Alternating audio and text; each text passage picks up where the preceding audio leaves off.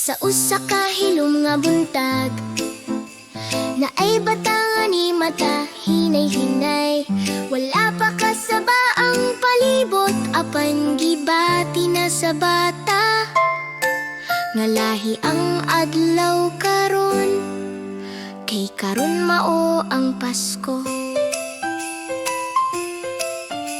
Sa buntag sa Pasko, mibangon ang bata. Gipahidang mata, ginatuyok ang kamot ug tiil. Midulang bata sa bintana, ug mitan-aw sa gawas. Na ay mga suga pa nga nabilin, hinay nga nagdanag sa palibot. Ma, Pasko na ba?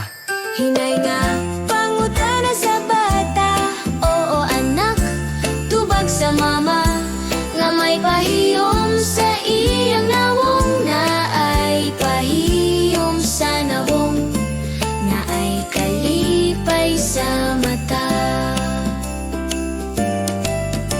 Sa simpleng pagpukaw pa lang, gibati na ang kalipay sa Pasko.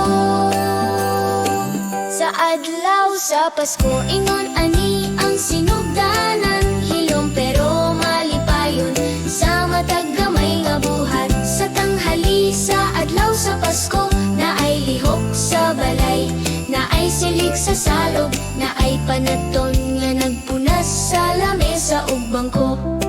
Pwede ba kumutabang? Pangutana sa malipayon nga bata, oo anak, ingon ni Papa. Magtinabang nga ita. Na ay paglimpyo sa lamesa, na ay pag-andam sa pagkaon.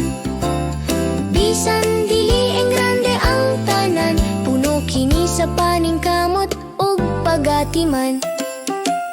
Na ay gamay nga kapoy sa lawas, apan walay rereklamo. Kay nasayod ang bata, mas malipayon kung magtinabangay ta. Sa adlaw sa Pasko, na ay buhat ug na ay kalipay. Dili lang sa regalo, apan sa pagbuhat nga magkauban. Sa hapon sa adlaw sa Pasko, murag hinay kaayo ang oras. Balik-balik ang pangutana, murag dili gyud mahuman. Hapit na ba pangutana sa bata, pag-usab hapit na tubag ni Lola. Samtang naglingkod ug nagpahiyom hinay, na ay tan-aw sa orasan, na ay tan-aw sa pultahan, na ay kulba sa dughan, na ay kalipay sa huna-huna. Sa gawas na ay mga suga, hinay-hinay nga'y nagdanag. Sa sulod sa balay, ang kasing-kasing puno sa paglaom ug kalipay. Sa adlaw sa Pasko, na ay hulat ug kahinam. Sa adlaw sa Pasko, na ay kalipay sa matag higayon. Sa gabi sa Pasko, nagkauban ang tanan sa pagkaon. Simple lang ang pagkaon sa lamesa, apan walay kulang sa pagbati. Nag-istorya si Papa, nagkatawa hinay si Mama. Ang bata na mati nga hilom, samtang hinay nga nagakaon. Na ay yakap sa usag-usa, na ay mahigugmaong tan-aw. Dili kinahanglan daghan kung kauban nimo ang imong gihigugma. Sa matag kagat, sa matag katawa, ang Pasko gibati gyud. Dili lang sa mata, kundili sa kasing-kasing. Sa adlaw sa Pasko, ingon ani ang kalip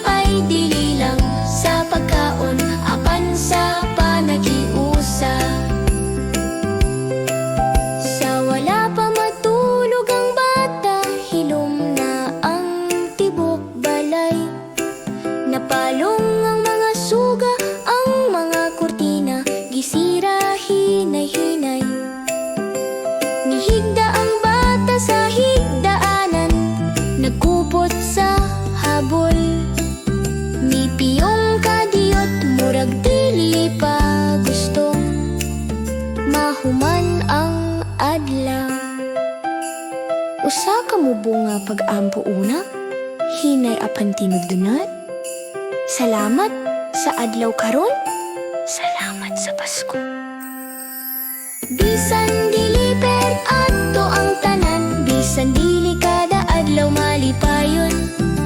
Sa adlaw karon, ipati sa bata nga siya importante ug gihigugma. Sa adlaw sa Pasko, ingon ani ang handumanan. Sa adlaw sa Pasko, handumanan nga dala matag adlaw. Ug mao kini ang paagi sa pagtapos sa usa ka adlaw sa Pasko. Dili tungod sa mga regalo, apan tungod sa mga tawong kauban nimo. Ug bisan mo labay na ang Pasko, ang handumanan magpabiling. Kay ang tinuod nga gugma, dili mawala. Bisan unsang adlaw moabot.